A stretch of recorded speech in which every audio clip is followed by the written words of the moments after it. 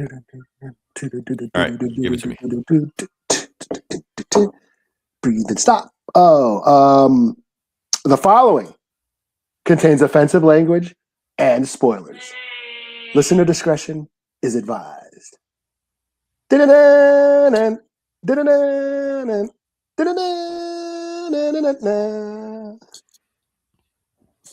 thought you were going to do the Bill Murray version.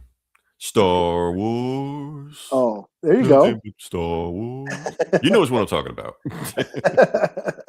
All right. Welcome back to the Comic Book Bullies Nursery. Bully your host, Leroy, a.k.a. all I'm surrounded by is fear and dead men. Oh, that's a great moment. That's a great line. With my co-host. Yeah, this is Eli, a.k.a. Tatooine Tamale. Bam. We're back with the episode. See, Eli, look how clean that is. That looks good. Isn't that much better? This is an inside conversation we had before the podcast started, but just glad we didn't have the conversation on this podcast.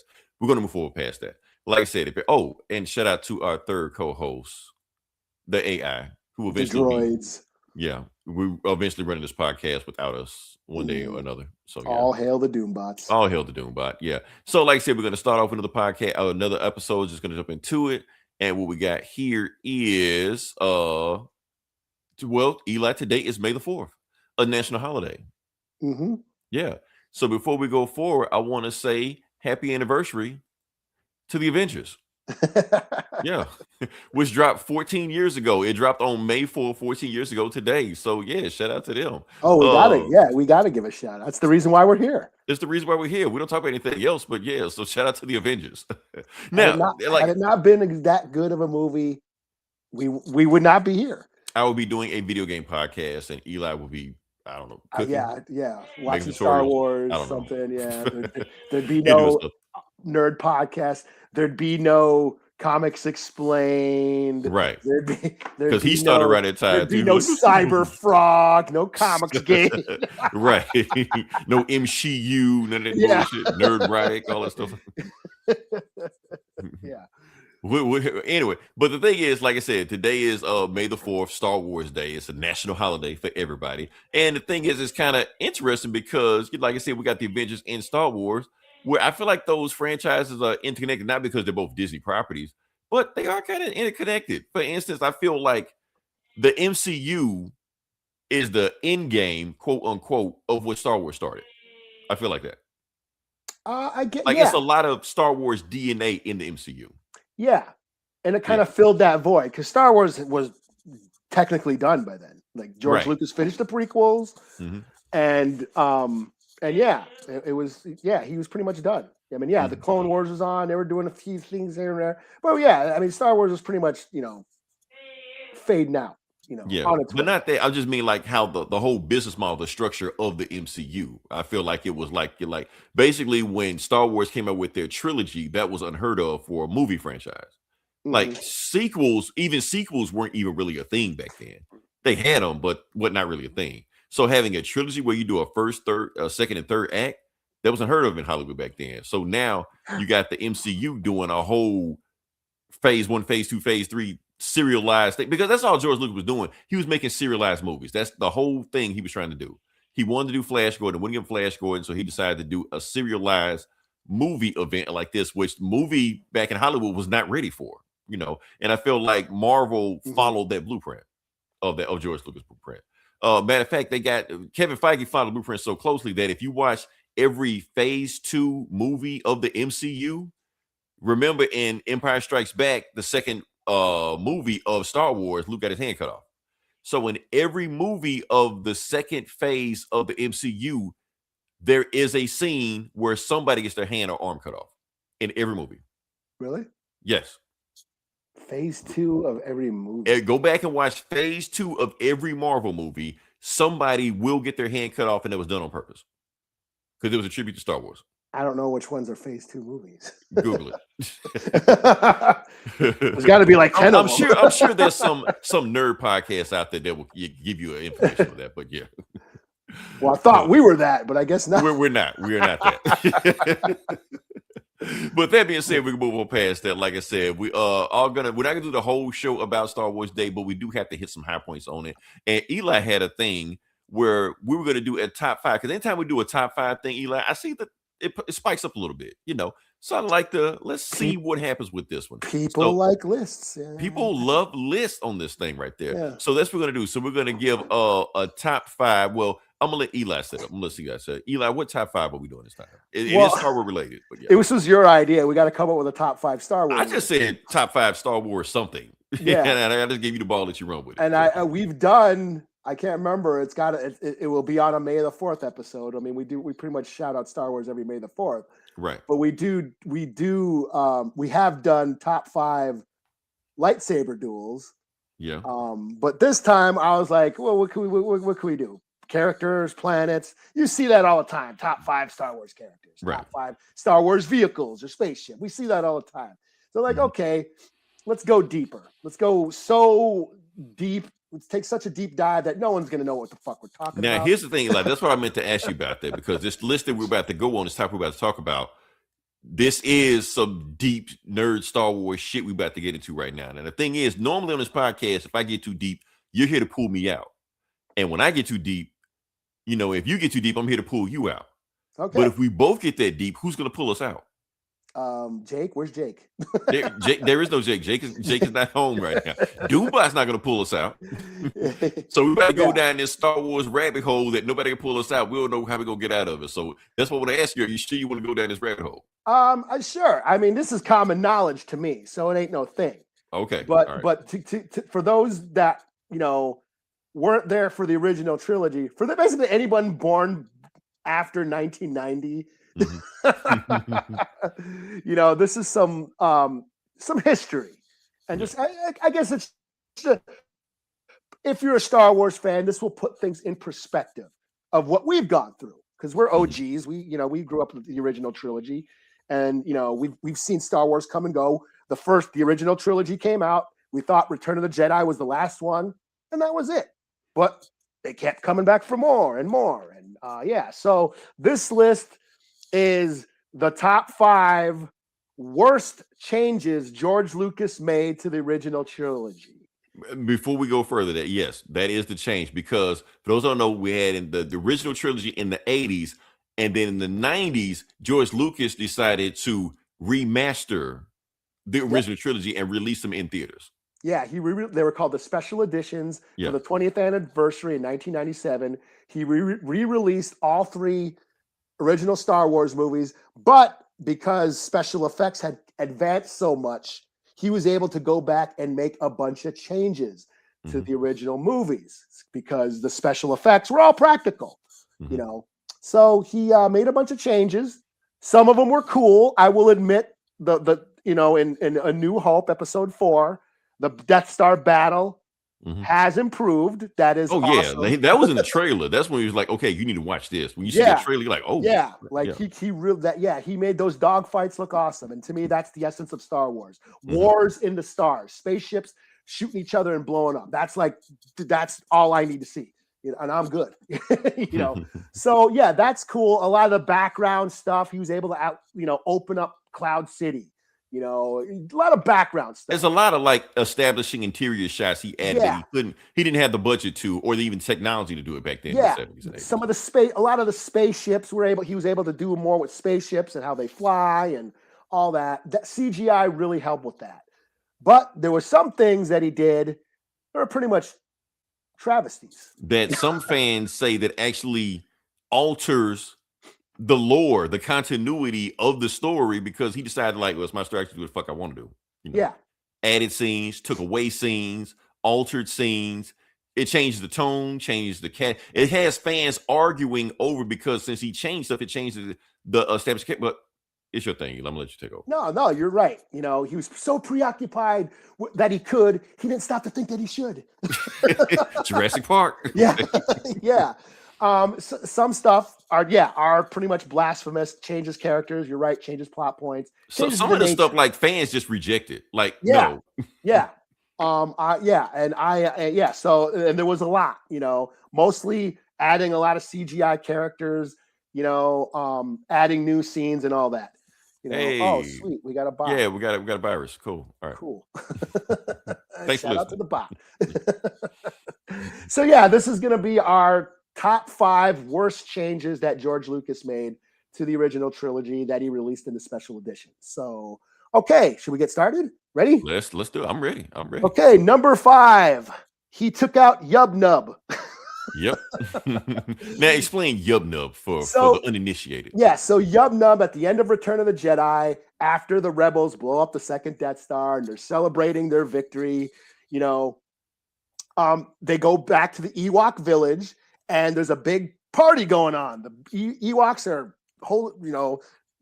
having a fiesta and they're singing this song. It's an Ewok song called Yub Nub. Yub Nub. Yub Nub. Yeah, very catchy. I played it on here one time. They flagged me immediately. Yeah. Okay, that's why I can't play it right now, but yeah. It showed up on video games. It was a very catchy tune that we've all grown up with. But in 1997, when he re-released the movies, he decided to take out Yub Nub for some crappy flute music that I don't even recall the song. I couldn't tell you it's with a gun in my head. Yeah, it's really bland and kind of like, And that's the thing. This is the Galactic Civil War. They fought so hard for this victory. Yub Nub was kind of epic. Yeah, it was cheesy. It was sung in Ewok speak, the Ewok language, but it had this glorious feel. This epic, glorious victory kind of feel. And then they replace it with this like flute music that's just kind of like anticlimactic and just kind of Yeah, like what is this? But okay. Yeah. And he did that before. He also replaced that in Jabba's palace. He did the CGI dance with I like that song. Do you? Yeah. It's not bad. I like it. No, I like it. That's a catchy tune. It's not bad. It's a little cheesy, especially introduced. I feel they should have just used that CGI and made some more cool Rancor scenes. Does the song go a little bit? You got to pull me back. See, I'm going down the rabbit hole. Okay. No, we both going down the rabbit hole. But I'm just saying, now did this song go a little long? Because it was a full music number. It's a whole it's a whole number. It's a big dance scene. It's a choreography, the whole thing like that. But I was like, it's catchy. I don't care. Yeah, does go along. Yeah, but I still like it. Jabba's Palace goes Broadway style on that. Right. So yeah, I get it. You got this tone, the heroes are defeated, so like that. You got this big Broadway musical just pop out of nowhere in the middle. So I get it. Yeah. So, bring back Yub Nub, I say. You're right. Okay, number 4, the Mos Eisley entrance, the intro into Mos Eisley. Yes. Right. This is in episode 4 of the original Star Wars movie. And for those who don't know, episode 4 was the first Star Wars movie. It was the original movie. That's what introduced the world, to this universe. And so Mos Eisley is supposed to be the spaceport full of outlaws, full of criminals and thugs and miscreants. What's the exact quote he said? The wretched hive of scum and villainy. Of scum and villainy. Yes. Right. We must be cautious. So we're being told that we're about to go into the hood. We're about to go into a rough ass neighborhood. Right. It's got this reputation. And what do we see? We see a robot swatting at each other, and then like a bantha, like shitting on the ground or something. Yeah, Jawas falling off giant armadillos and shit, and just a very goofy, cartoony, slapstick kind of comedy, campy shit. So here's supposed to be this like outlaw town full of badasses, and we get all this like slapstick comedy, goofy, fluffy shit. Right, because it was supposed to feel like a saloon. Yeah, like when you walk Western into town. like the old Western stuff, like it's supposed to give you that feel. Yeah, an old Western town full of outlaws. Right. And it shows up, and it's a bunch of goofy aliens acting stupid. Right. So yeah, kind of like took away that sort of vibe, that the outlaw vibe of this town. Right. So yeah. So number 3, this almost made my. I almost feel like it should be higher, but I'm gonna let you cook. If they did that, would have been. I wouldn't have minded. Right. Wait, that's not the thing. Did they make that up? No, that's Little Shop of Horror. Oh damn, that is Little Shop of Horror. Okay, my fault. Got the wrong. That actually looks kind of cool. If they did that, I probably wouldn't have minded. I would have hated that, but okay. Okay, the Sarlacc pit, the duck lips Sarlacc pit. So in Return of the Jedi, when Jabba is executing Han, Chewie, and Luke, they're going to throw them in the great pit of Carcoon. And it normally looks like this. So yeah, which was basically the Sarlacc pit. And in the original movie, the original Return of the Jedi, it basically looked like a giant butthole with spikes in the middle of the desert. Right. Kind of disturbing and kind of creepy, you know, and it left an impression on me. They told them they were going to digest them for 1,000 years. Like, how does that work? Like this is a fucked up thing. You know, you're gonna throw these motherfuckers into a giant spiked butthole. Like, that's fucked up. You know, well, thanks to CGI and all these advancing in technology, 20 years later, George Lucas adds a duck bill that comes out of the Sarlacc pit and kind of squawks and like a rooster. So basically turned it into Donald Duck or whatever. And it was just kind of stupid. And again, it diminished that creepiness, that kind of, you know, mystique of the Sarlacc pit. You know, I think we're having the same criticism over and over again, not just on the original trilogy, but just movies in general, that the CGI doesn't have the same effect as practical. Yeah. Because every change George Lucas did in these movies was CGI. Yeah. Yeah. It's a CGI duck bill that just comes, that doesn't make any sense. Right. You know, it just kind of comes out of the mouth or comes out of the butthole and goes pa and squawks like a rooster. It's kind of it just kind of, you know, took away the that sort of terror vibe that the Sarlacc had. Now it's like a giant duck inside of a butthole. What's, I don't know, it's kind of dumb. You know, I don't know. I don't know. I didn't like it, but yeah. Okay. Moving on. Number 2. Okay. CGI Jabba that he added to A New Hope. And Boba Fett, because neither one of them were in the original movie. Yeah. So this is so I'm going to get into some history. You know, Han Solo, yes, he was a smuggler. He was worked with gangsters and criminals. He owed money to Jabba the Hutt. Jabba the Hutt was a space gangster. He was a mob boss on Tatooine. Very feared, the vile gangster. You know, he was originally supposed to be in A New Hope, but due to, you know, time restraints, they took him out. So originally, us OG fans, didn't see Jabba the Hutt until Return of the Jedi. We heard about him, but we heard about him because Han Solo was scared of him and he owed him money, and all these bounty hunters were after him. So he had this, you know, reputation, this badass reputation. He was a gangster after Han Solo. So when he finally showed up in Return of the Jedi, we're like, holy shit, there's Jabba the Hutt, a giant space slug. And that blew my mind. I don't know about you, but that blew my mind. Like, and Jabba the Hutt as a practical effect, that wasn't CGI. That was a bunch of guys in a giant rubber suit working the tail, working each arm and the mouth. Right. He was slimy, big, fat, all like that. All practical. It became a thing. Like any fat guy you saw back then in the 80s, you call him Jabba the Hutt. Yeah. Like it just stuck. Yeah. Yeah. And it was just a high achievement for practical special effects. You know, the original Jabba the Hutt, you know, in Return of the Jedi. Well, in 1997, when he re-released the movies, he decided to put that scene with Jabba back into A New Hope. Right. So back in 1977, they did film a scene with Jabba the Hutt using a human actor, and they were going to like superimpose like a stop motion monster. He was supposed to be a furry monster at first, like a big furry beast, you know. But they never finished it. They never finished the scene and just deleted it from the movie, you know. And like we didn't see Jabba the Hutt until Return of the Jedi.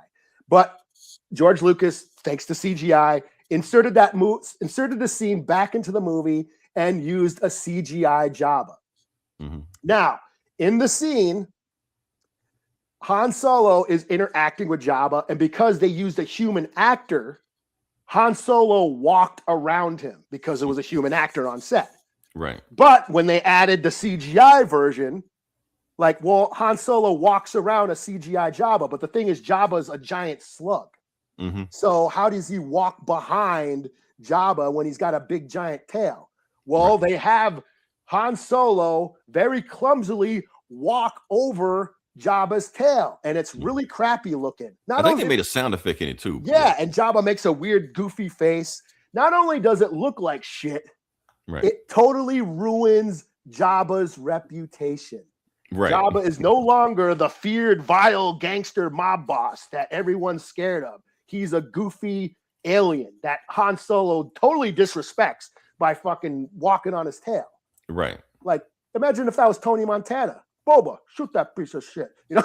And plus, I would have just preferred that he never talked to Jabba in the movie to begin with. Yeah, it would have been like, hey, I'm scared of this guy. Let me just get the fuck away from him. Yeah. Like it so totally just the fact that he even talked to Jabba, Jabba like, okay, it's cool, just pay me back when you get a chance to, kind of takes away from him, you know. Yeah, he's not badass anymore. He's not a feared mob boss. He's kind of he lets a smuggler, basically a drug runner, walk on his tail. Right. like what the hell, you know? So yeah, it just ruins Jabba's character. And it just looks like shit. It still looks like shit. Right. You know, and they've redone it. CGI versus practical. And they've redone it. They've like redid versions of it, you know, throughout the years. They keep updating the CGI, you know, resolution on Jabba, but he still walks on his tail and makes it, and it looks stupid, you know. Right. So it looks stupid and it ruins Jabba's character. So yeah, that was number 2. And number 1, for those who know, which we debate this too. And I didn't really debate. We all just agree like this is shit. But go ahead. The next thing you about to talk about. This has become a pop culture phenomenon in itself. They even reference it in the. Go ahead. Okay. Yeah. So Han shot first. Well, yeah. Or Greedo shoots first. Greedo shoots first. Yes. Yes. So when we first meet Han Solo, he's a smuggler. He's a criminal. He runs contraband for gangsters. You know, he owes money to Jabba the Hutt. He meets up with Luke and Obi-Wan and agrees to fly them to Alderaan. That's the mission. He's this, you know, he's the outlaw that helps our heroes out. And he is supposed to be like a gunslinger, like the man with no name, a total a nod to. I kind of think like Maverick, you know, things like that, you know. Yeah, just the outlaw gunslinger. That's what Han Solo was supposed to be. Yeah. Well, in this scene, Greedo is a bounty hunter who basically says, hey, Jabba wants his money. And in the original movie, Han Solo just blows him away. Right.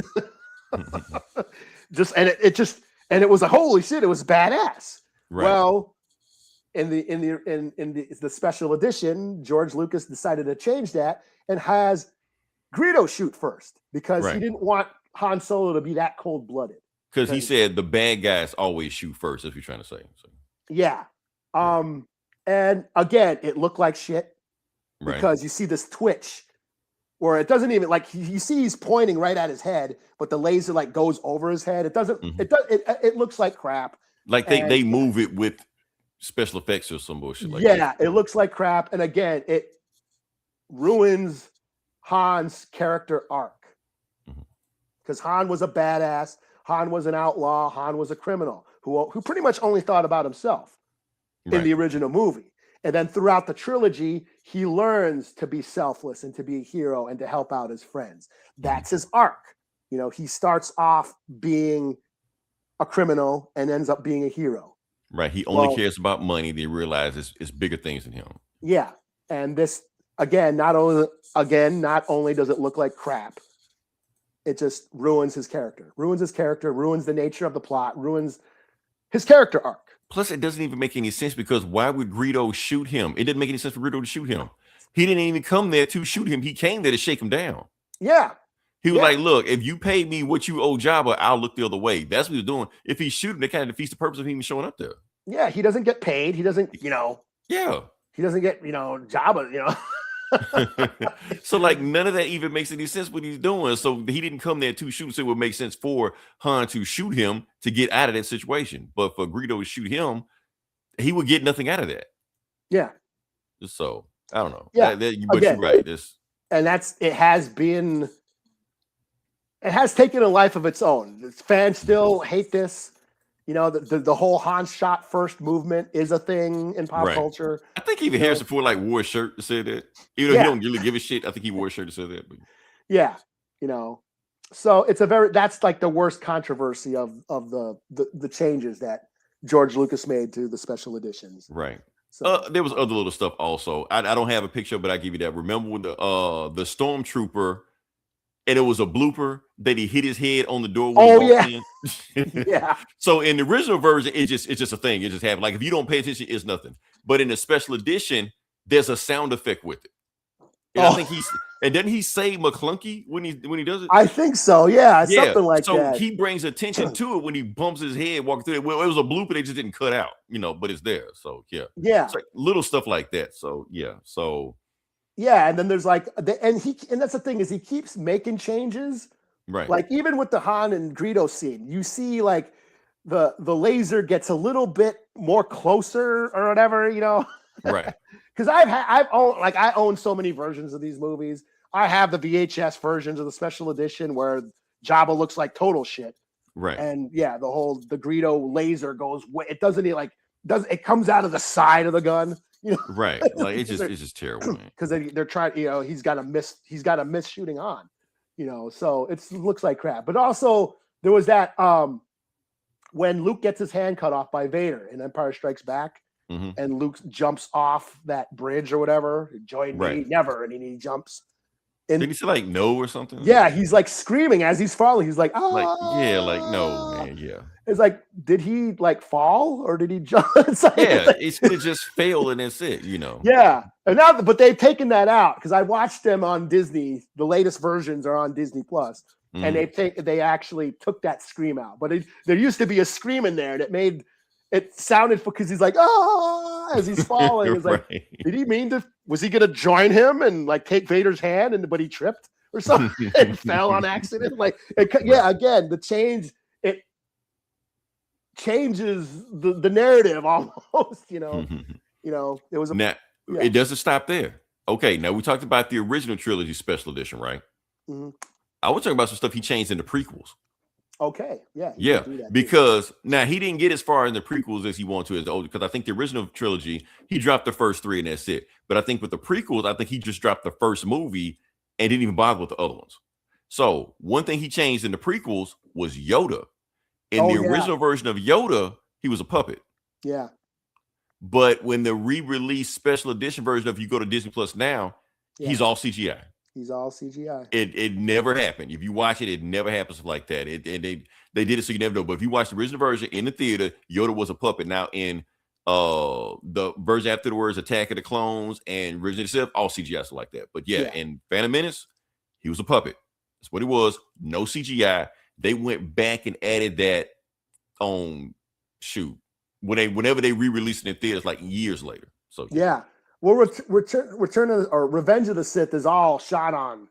By that time, everything was shot on blue screen on Revenge of the Sith. Well, Attack of the Clones was blue screen too.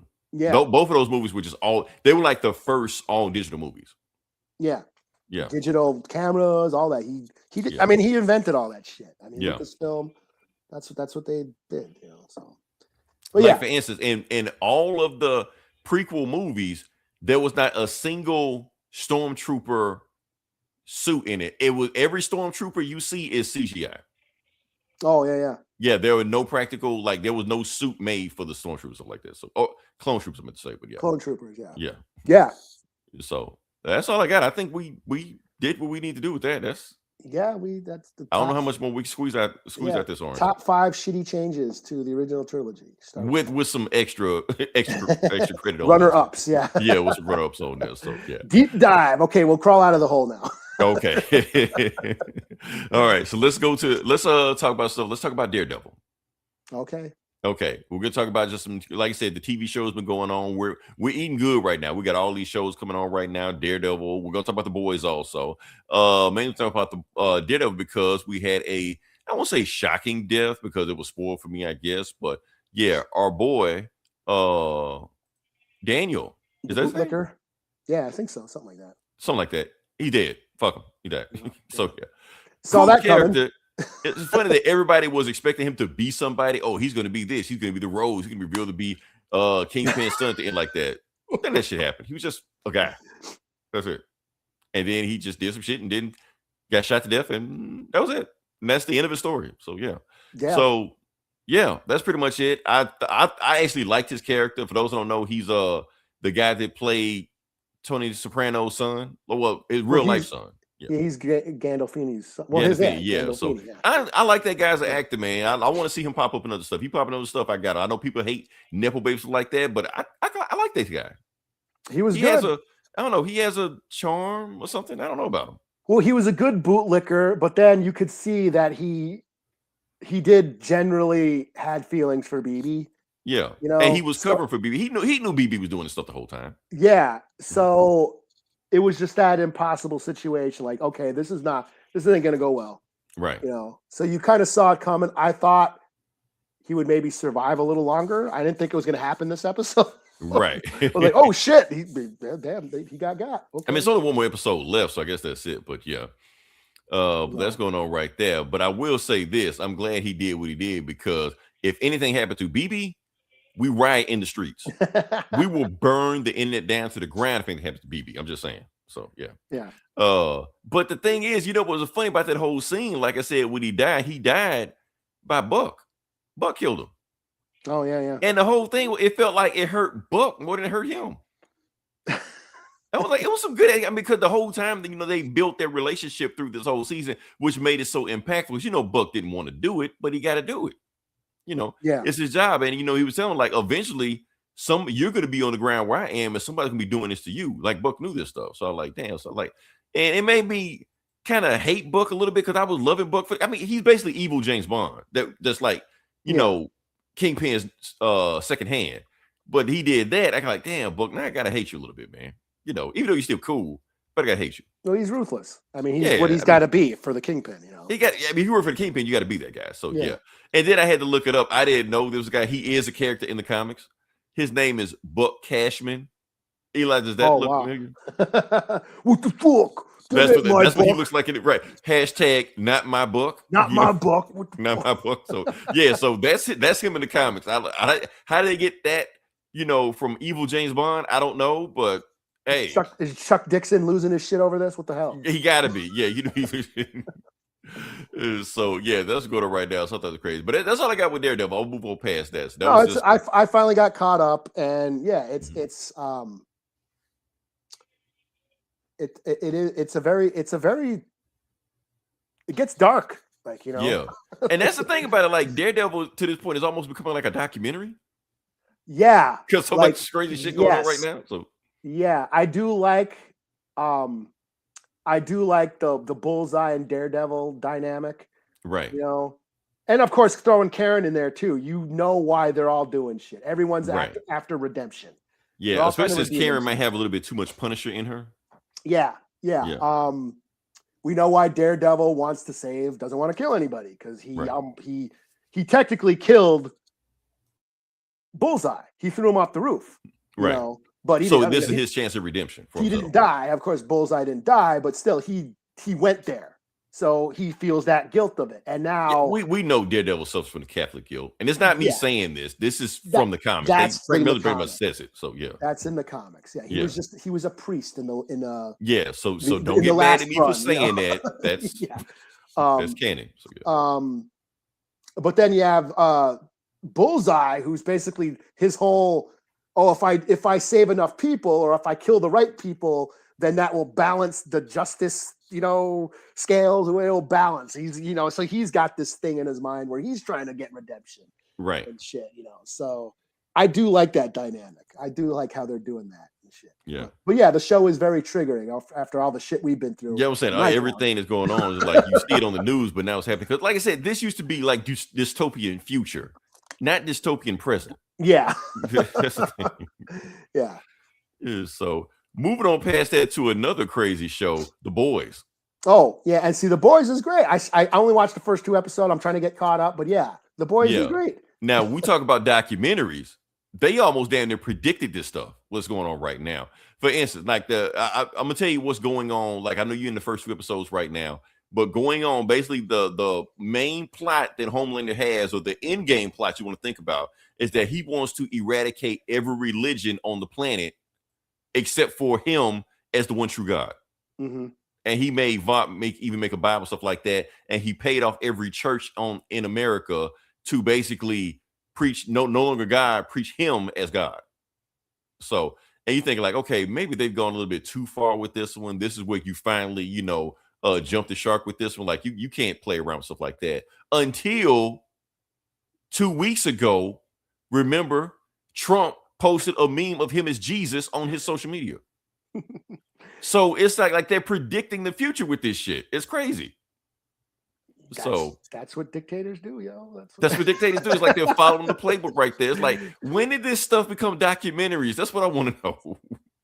Yeah. I mean, it's going there. That's the thing. I started watching The Boys. Like I said, I was behind. I've been busy. So I started watching The Boys. I'm like, wow, this show's so awesome. It's great. It's so over the top. Because I'm watching Daredevil, which is basically tackling the same sort of topics, paralleling the same social issues.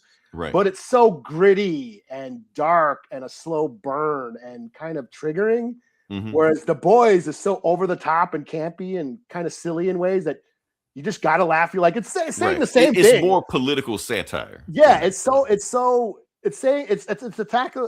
the same issues, but it's just so over the top and goofy that you just got to laugh at it. Right. So, so I'm finding that a better way to cope with right. what's going on. Yeah, Daredevil's hitting a little bit too close. Right. So a lot going on now, a lot being triggered right now. So yeah, that's what's going on. So that being said, we can move on past that. I just want to hit those high points, just move on past that. So yeah. Right. Okay. Now moving to the video game section. Okay. I sent you this. I don't know if you looked at it. It don't really matter if you did or did not. That video game Taken.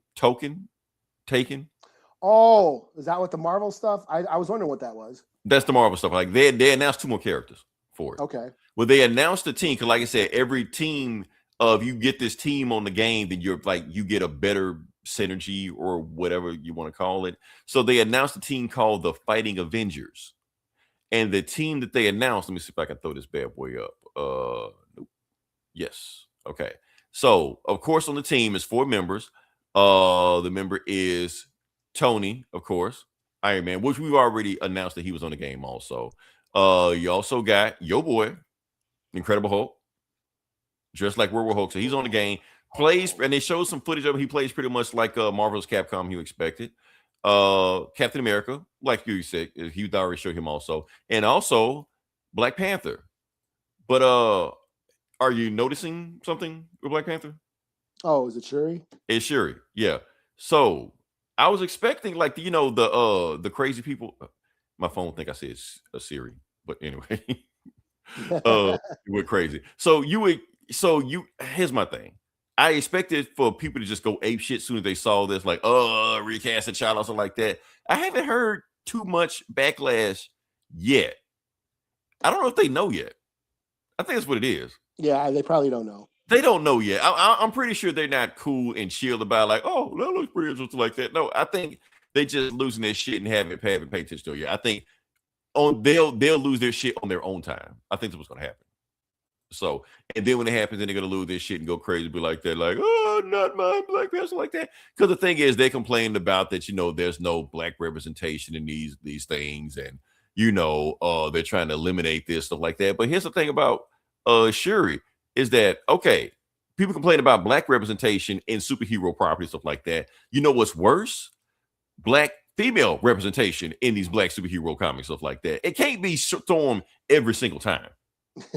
You gotta spread it out a little bit, stuff like that. So if you want to have, Shuri in there as Black Panther, fight stuff like that, I'm fine with it. I'm cool with it. She actually pretty cool. I wish I had some footage of it to show you, but I didn't load that up. So don't worry. I may play it later on, like that. But that's going on right now. So honestly, from the footage I saw of Eli, she looks cool. I'm probably gonna main her. She's probably gonna be like one of my main characters on it when I get this game.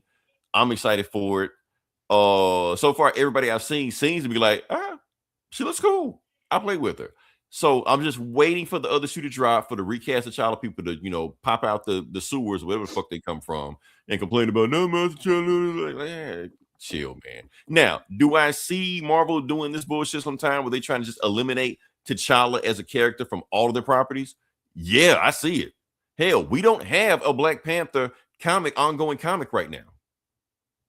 So it's done. It's done. There are no Black Panther ongoing comic, no Ultimate, no T'Challa in space, none of this shit. There's nothing.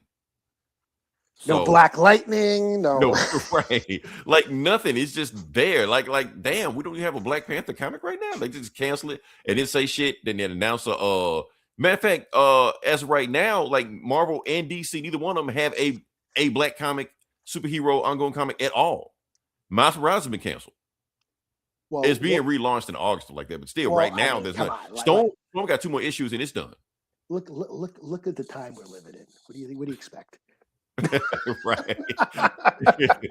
Oh, according to plan. Yeah.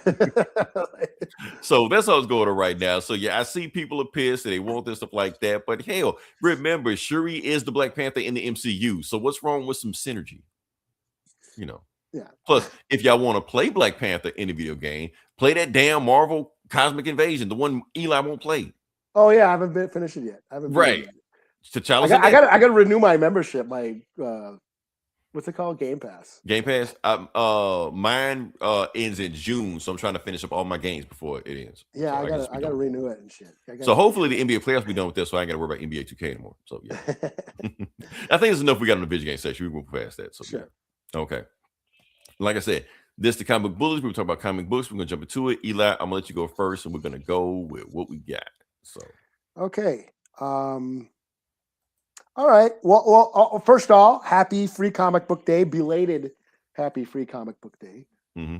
You know, because I'd hate for us to be the only comic book podcast that don't talk about it. Yeah, I did go to my comic store, or a comic store that I used to go to. Mm-hmm. It's across town now, but I did go over there and made some purchases and picked up some books. Mm-hmm. You know, so I did participate and support your local comic shop. Mm-hmm. You know. So okay, well, I will go. My first review will be Skinbreaker number 8. Skinbreaker number 8. Okay.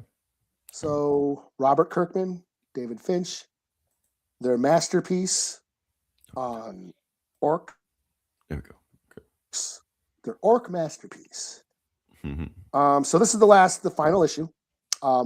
It does kind of open up where they can't continue, but this is a complete story. So basically, this is about a tribe of orcs in some fantasy realm. A tribe of orcs that have gone through turmoil. A chief has grown old, but he wanted to introduce like technology and traps to, you know, irrigation, ways to make the life for his tribe easier and adapt to the environment. Whereas the old ways are all about brute force, brute strength, you know, brutality and barbarian badassery. Let's go hunt, you know, and kill and fight and, you know, fight and fuck, you know, that's all they want to do. And technology makes us soft and all stuff like that. Yeah. Like, you know, irrigation, like, you know, traps are for cowards, you know, technology is for cowards and all that. We should real men catch their food. Yes. Real men don't use traps, you know, all that shit. So there was like this turmoil. So they challenged the old chief. He got outed. He went on, you know, they thought he was dead, but instead he went out and lived on his own in the woods for, you know, many years. And he got to know the animals that or these beasts. There were these giant beasts that were always attacking the village that he had used to trap for them. But that's what caused the turmoil. It's like, no, we should just go out and hunt these beasts and kill them.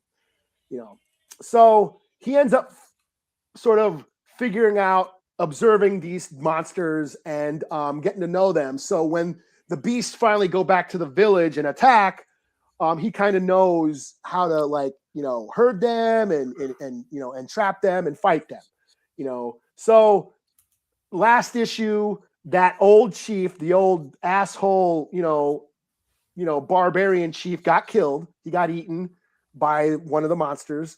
His son, you know, was there to try to help him, but then the old chief shows up and basically they all kind of band together and start, you know, fighting these beasts together, trapping them, all that. And in this issue, the chief figures out that the one monster is a female and she's basically trying to protect her territory. So he decides to put down his sword and not kill that head, you know, the alpha beast or whatever. And basically says, let's break the cycle of violence. So the monsters go back into the woods, and there he is laying down his sword to the monster. So we're not going to fight we're not going to fight anymore. Hopefully, we can we can coexist, And then we have a time jump. So the son of that barbarian asshole chief, he's now chief.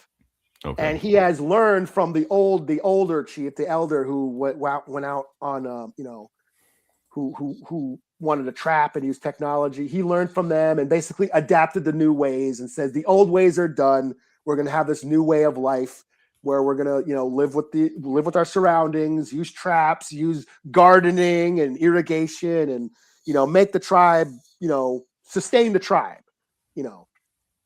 and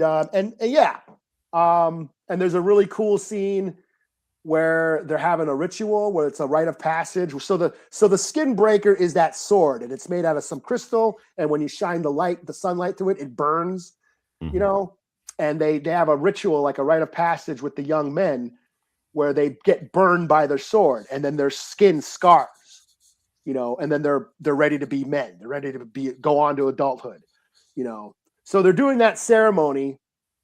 They're burning their skin, and all the kids are their skin is scarring over, except one.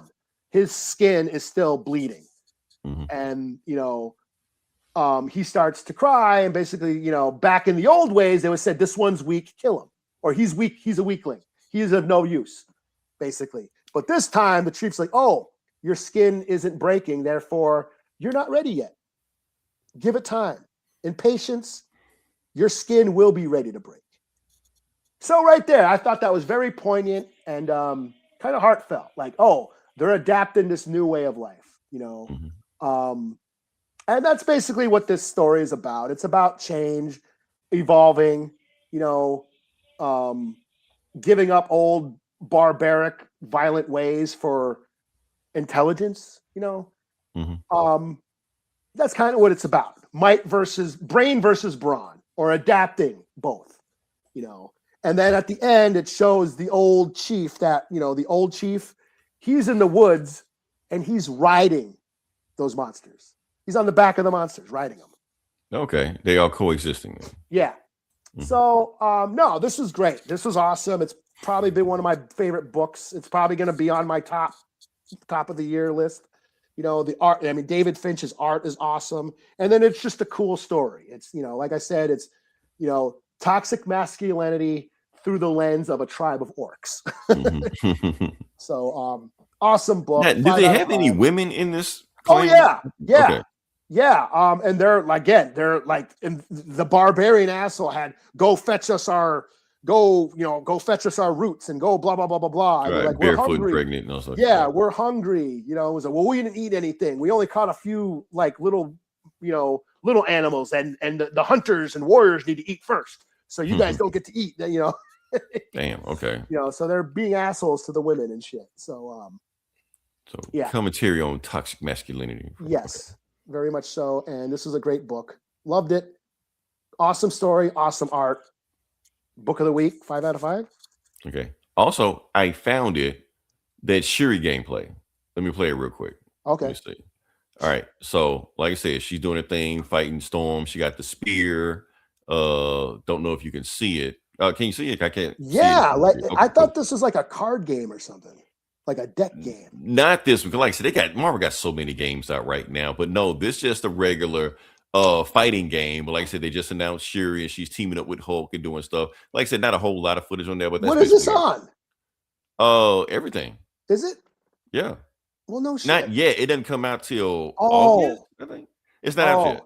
Yeah. Oh, okay. Well, yeah, they're just announcing who's all going to be in it, but yeah, that's going on. So yeah, so it's like another Marvel versus Capcom, or just Marvel versus Marvel. It's just Marvel versus Marvel. So yeah, it's basically them. But Capcom's not making it. They got okay. Remember that I can't tell you Dragon Ball because like so many other Dragon Ball games. Some guys that made a Dragon Ball game, my favorite Dragon Ball game, they made that game. Okay. I can tell you they made Guilty Gear, but I don't know if that's gonna ring a bell. I know. I didn't think so. Okay. It ain't the one where you're flying around. My kid had the one where you could was like a 3D No, world. no, not that one. I hate that fucking game. Yeah, I don't know like why kids like that game so much. It's just annoying. It was a fighting game, but you can fly around and you're just looking for people the whole time. So like they're like, no, man, I just want to just fight, man. I don't want to look for you. I want to kick ass, yeah. Right, you hiding behind bushes and shit. No, I just want to whoop your ass, man. I don't know why kids love that fucking game so much. Because you can fly, man. Man, fuck all that, man. I want to fight. Fuck that. Shit. We're getting distracted. Okay, back. Okay, right. Boomer. No. Right, back on topic. Okay. All right. So the next book I'm going to do is Wonderman #2, because honestly, it felt like a light week. I guess this book came out like all these books came out to like the last week of when everything's supposed to come out. So I just grabbed it. I didn't want to read that Batman versus Wonder Woman. Did you read that? No, I didn't. No. Okay. I get it. There's so many Batman. I'm already reading like 3. Oh, you like Robert Kirkman in? I mean, you just read Robert Kirkman, so you heard what he said, right? I heard about it. Everybody says that. You ain't saying nothing new. You say that shit. Tired of Batman, man. I hear that from you. You hear it from me all the time. People pissed off at him and shit like that. I heard him say that. I was like, I knew I liked him for a reason.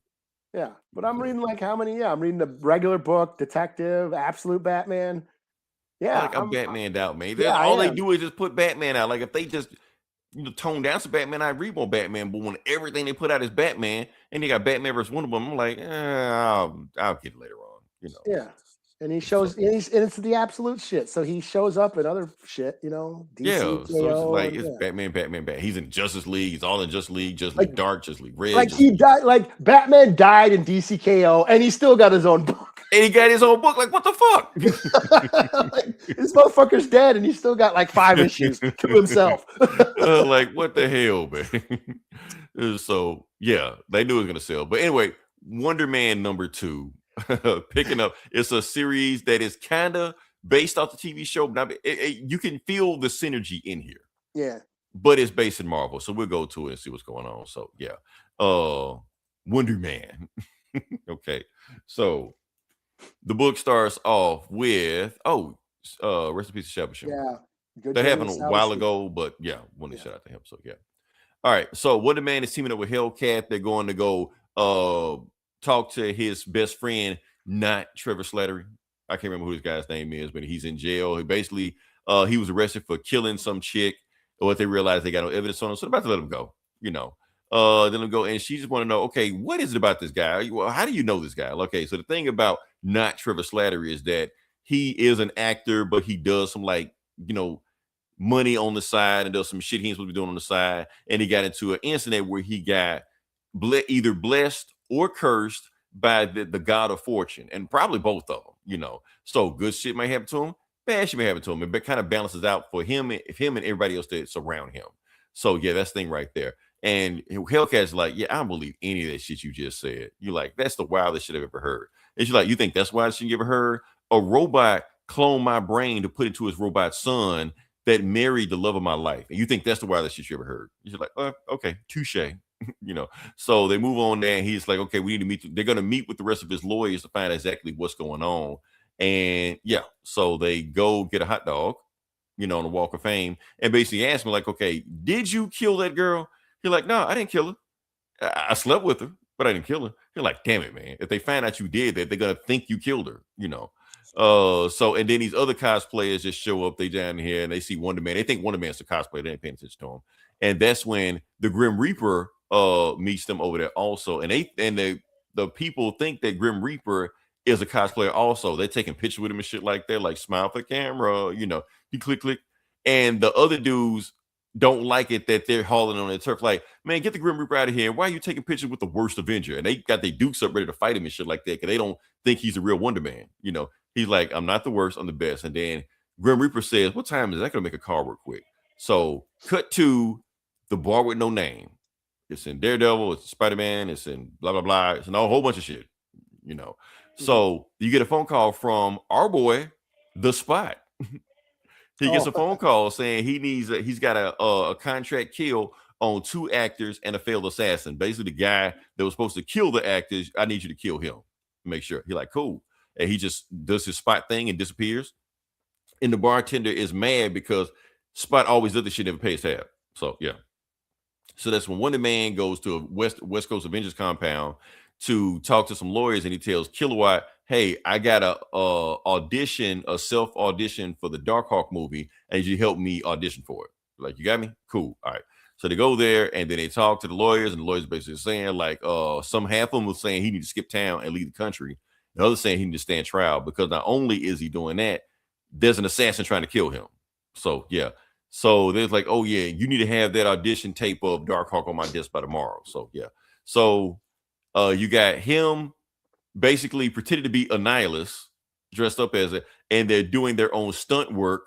They're fighting against each other, and Kilowatt is pretending to be Darkhawk, and he knocks it down like that. So that's the audition tape, because since they're flying, they can save on special effects. So he thinking, if I do that, I can beat everybody and I can get the role. So yeah. Yeah, but then he gets a text, and it's from Hellcat. He thinks she calling him for a date, so he shows up with flowers and shit. And he's like, "Oop, okay, I misread this. I'm sorry about that. I should have known this from Wanda, from Wasp, from Carol, from Natasha. I should have known to quit messing with Avengers. I keep doing this all the time." And Hellcat's like, "Don't worry about it. You're okay.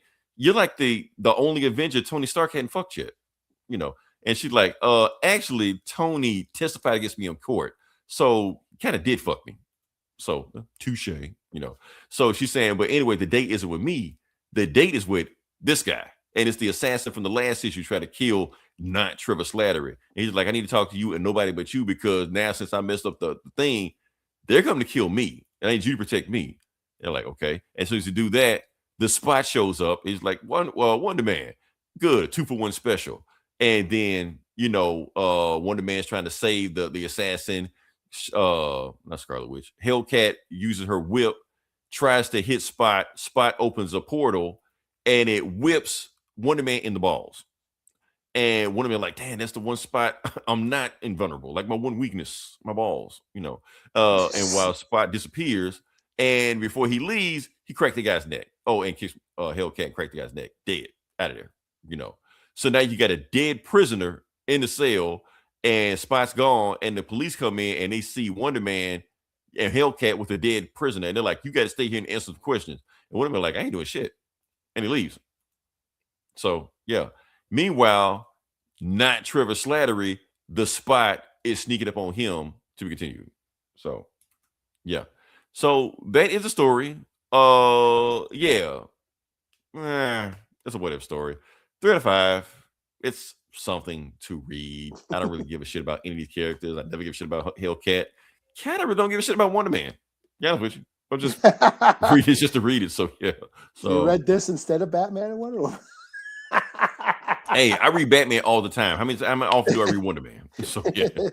Remind me why you don't. Right, exactly. So yeah, why I don't read Wonderman. That's why I don't read Wonderman. Yeah, maybe I should have read Batman, but yeah. All right, so what you got next? I have the G.I. Joe Silent Missions Firefly. G.I. Joe. Okay. So this is the last one. Okay. Now, Firefly, good guy, bad guy? Bad guy. Okay. This is all Cobra. All Cobra. All Cobra. Silent mission. Okay. Yes. Gotcha. Okay. Yeah, they're being clever. Silent missions. Yeah. So, Firefly. He was a very cool figure. He looked like a Snake Eyes in camo, but he was like a what was it, the Saboteur or whatever. Mm-hmm. He had like, you know, bombs and shit, and he had he stuck in. He was like a ninja, but he snuck in and like planted bombs and shit. You know, cool character or cool looking figure. One of my favorite figures. But anyways, this is his book. So yeah, again, this is for those who don't know, G.I. Joe Silent Missions. This is an ode to G.I. Joe number 21, which came back in the 80s, the silent issue. You know, story was Larry Hama, and they were behind schedule. The artists were behind schedule. So Larry Hama wrote a story with no words in it. So all to be told with all visuals, all art telling the story. And it became this big influential comic that influenced, you know, more silent issues. So last year they did a silent issue series with G.I. Joe characters. This year they're doing it with Cobra characters. So they've been all bad guys this year or this month. We've had what was Baroness. We had Baroness, a Uh-oh. Crimson Guard. There she go. Okay. Yeah, Zartan. Last week was Copperhead, and this week is Firefly. So yeah, like I said, Firefly is like this ninja guy who sneaks in to shit and plants explosives and shit. You know. Mm-hmm. So all told in visuals, he sneaks into some Russian base.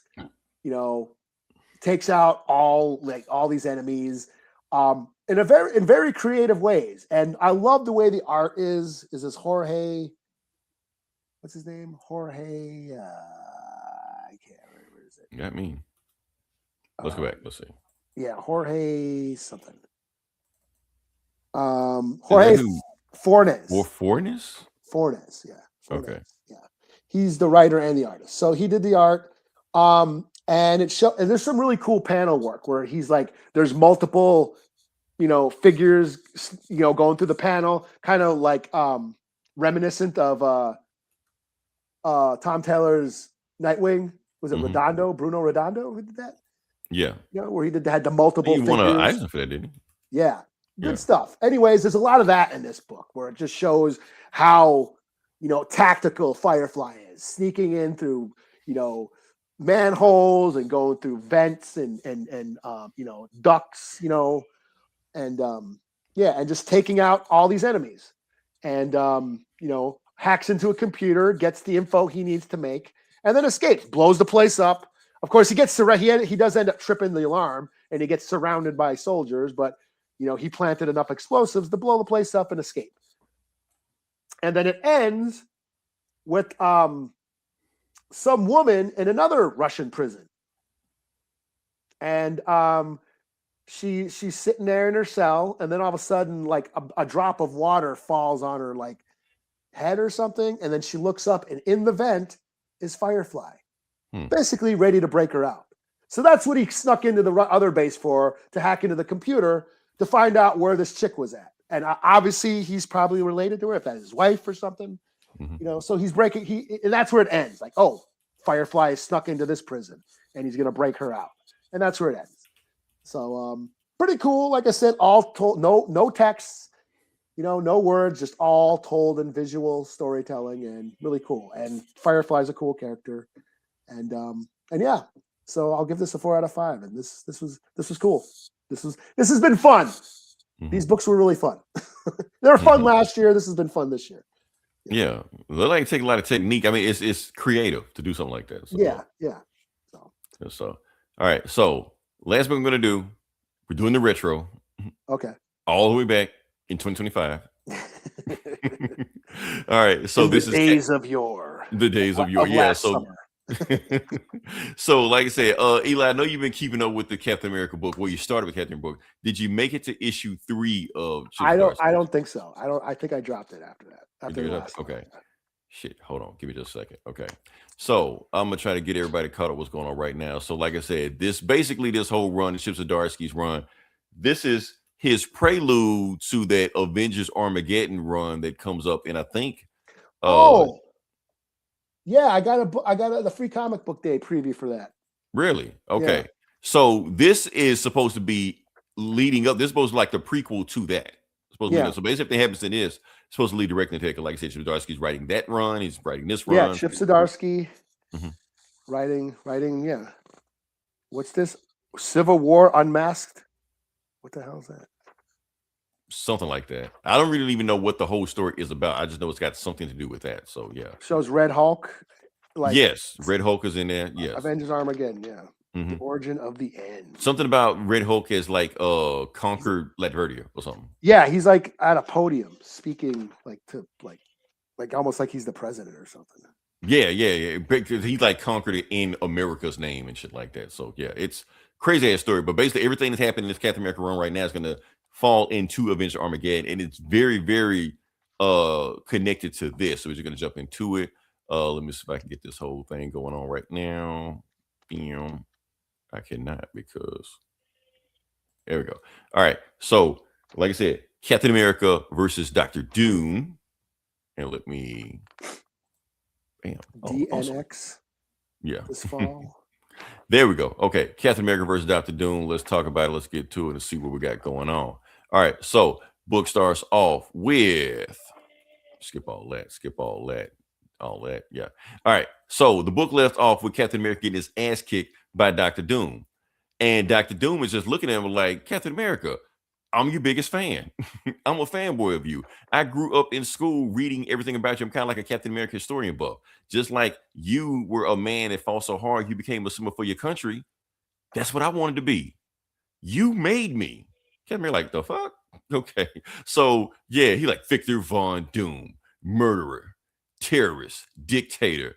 And what exactly are you a doctor of? Because Richard told me you got kicked out of MIT. So you just call yourself that?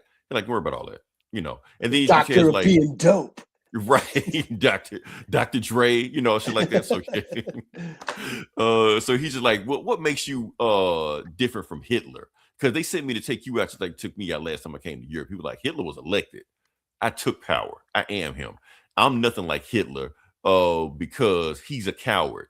If anything, I'm like this asshole right here, Marius Wolf, because Marius Wolf, you know why he hates me?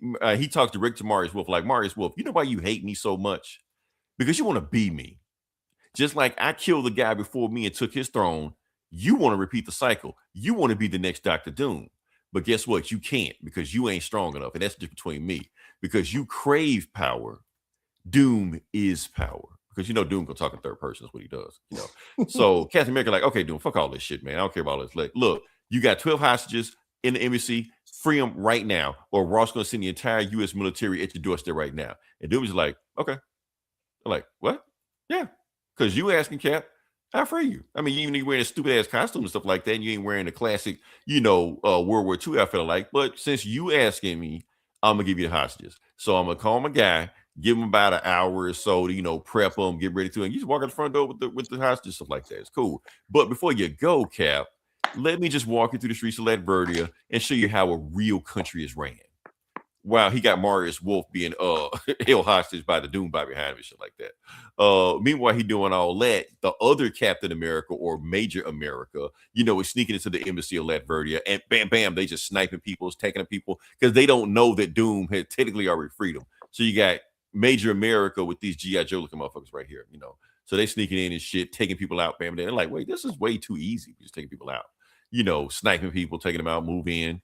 And then this is him having PTSD of some Afghanistan shit. We don't talk about that right now. He's freaking out. He was like, anyway, so they go in there and they know where the hostage is at. They hear the hostages in there. They hear Doom's people in there. So like, okay, on my mark, we're gonna kick the door in. Bam, they kick the door in. All right, everybody drop your weapons. And they go in there. All the hostages are dead. Damn. Doom's people killed them. They're like, oh shit, what the fuck? And he see that he just started shooting them, like, you know, people like that. And Colin, before they can kill the last guy, he's like, chill. And I thought he was telling him to chill, but the G.I. Joe motherfucking name is Chill. So he's telling Chill to chill. Like, don't kill that guy. You know, leave him alive. Because I gotta ask the questions. Because the thing is, they only found 10 bodies, but they came here to rescue 12 people. So where are the other 2 hostages? That's what he's saying. So he put the guns to his head and shit like that. You know, skip more PTS bullshit. Okay, yeah. Oh, yeah, back here. So the thing is, Doom is just walking the street, showing Captain America how Latverdians live, stuff like that, asking people like, what you think about Latverdians? Like, do you like me better than the last guy? Like, oh yeah, we love you better than the last guy, because Doom has pretty much eliminated all crime in Latveria, because who'd be dumb enough to rob somebody when Doom has Doom bots all over the city surveilling everybody? You know, Captain America's like, okay, Doom, this isn't freedom, this is fear. You know, all this shit like that. And dudes look at Cap like, you know what, Cap, you're adorable. You know, but I respect you, even if your country doesn't. You know, and then he telling the whole story about the history of Latveria, like my granddaddy fought in World War II against the Nazis, because just like Hitler hated us just as much as he hated everybody else, because Doom is Romani. You know, I hate to say this, but like then they call them gypsies. I know that's a slur right now, but you know, like I said, Hitler wasn't fond of them either. So yeah, they fought in World War II against them. And Doom is just like I said, you fought so hard, you became a symbol, and it's why everybody in Latveria looks up to you, Captain America. And he shows them, bam, a statue of Captain America and Bucky. And the thing is, they don't even have a statue of Bucky in America. They completely forgot about Bucky. He's a footnote there. Meanwhile, Doom recognized him. And Captain's looking like, man, what would Bucky do if he was here right now? He probably shoot Doom right now in the face. That's what I think he'd do. So and Doom is just basically giving this whole speech like, look, Cap, we believe in the same thing. America is not living up to its potential, but every now and then potential breaks through, like you. See, that's why I have a statue of you, because you show me what America could be. And that's all I want to do. I just want to save America. Because the thing is about America, see, you don't know the people you're working for, Captain America. Like all this stuff that America says about freedom and democracy, and then he has the American flag behind him, shit like that. It's all a smokescreen. It's all bullshit where they commit atrocities all over the planet. Because what they do is that any country that they want to take over, they just label the leader a terrorist. They go in there, dismantle the government. Oh, and while they're over there, let's just take their oil reserves anyway. So that's the people you're working for, Captain America. But they call me the villain, And Captain America like, well, damn, okay, then maybe I don't know what I'm doing. Maybe I am a man at a time. Maybe, I don't understand my country. Maybe my country don't respect me anymore. But what I do know, and that hasn't changed, is people. They're good people and they're bad people. And you, Dr. Doom, you're a bad person. My Captain America senses are tingling like a motherfucker on you right now. So I can feel it on you that you're a piece of shit. And that's when you get the call from the inside the embassy that all the hostages are dead. Doom set them up. Doom knew they were coming. There's 2 people left because apparently one of the ambassador's family got away, and we don't hunt for him right now. We're looking for him. Call me back as soon as you can. And Doom's like, Cap, are you distracted, Captain America? Or are you listening to your friends in the embassy? And that's when Cap realizes this whole thing is a trap. Boom. He like Doom was on to him the whole time. Doom knew, basically Doom was biding time the whole time to hunt him down. So like that, then the Doom bot goes in attack, tries to attack Cap. Doom's here from the other side. So you get attacked by both sides by Doom and his Doom bot. Shit like that. He's like, see, my Doom bot has been tracking you guys the entire time. I know everything about you. I know your whole plans. I know where every rebel is at right now. So I want all my Doom bots to round up all the rebels, take this asshole Marion Wolf, and we're going to take him to the center town square for public execution. Meanwhile, I want you, Doombot, to keep Mr. Rogers entertained. But don't kill him, because I want to send him back to Ross broken and bloody to show him, make an example out of him of what happens if you send the next guy after me. And that's when Cap trying to tell Colton that he knows where the rebels are. He knows where you are. This whole thing was a trap. Doom knows everything is going on. And then while the Doombot just goes crazy, like, oh, my master said I can't kill you, but he didn't say I couldn't have any fun with you, and then starts blasting him and shit, trying to take him out. And then hidden missiles, they move from Marvel's Capcom and shit, blasts his Cap and knocks him out. And so Cap's done. He can't even take a Doombot, much less actual Doom. But he realized Reed Richards told him how to take out a Doombot. He told the weaknesses on the Doombot. So he finds a knife, stabs him in his weak spot, because basically got the same weakness as a regular human would. So he stabs the weakness, grabs his shield, and bam, decapitates him. Doombot's gone. And that's when Captain America hears Doombot 7 disabled. Initiate self-destruct. And Cap's like, ah, shit. Bam! Blows up. Skip all this PTS bullshit. Okay. And then you got Cap laying on his just knocked out. But the costume that Doom had in the museum is laying on top of him, to be continued. So Cap got to wake up, because if he don't wake up, Doom is going to assassinate every rebel leader, in the town. So yeah, that's going on right now. So like I said, we're flying through this right now. We're getting there. 2 more issues left. So yeah. Oh yeah. Yeah, that's all that. And after that, it's done. Yeah. Actually, the next issue coming up is the issue I really want to talk about. That's the big bomb that was like, oh shit, I got to talk about this. So the next issue is the issue I really want to talk about. So yeah, that's what I got. So anything else you got? You want to talk more about Free Comic Book Day, or? Well, I'm booked out. I mean, I could talk about it. I didn't read any of them yet. So, but there's an Energon Universe special. I got the Avengers Armageddon preview, the DC Next Level stuff. Still going. Who's this? One Thing or somebody else? Well, we have Lobo, which I've read. Okay, you did.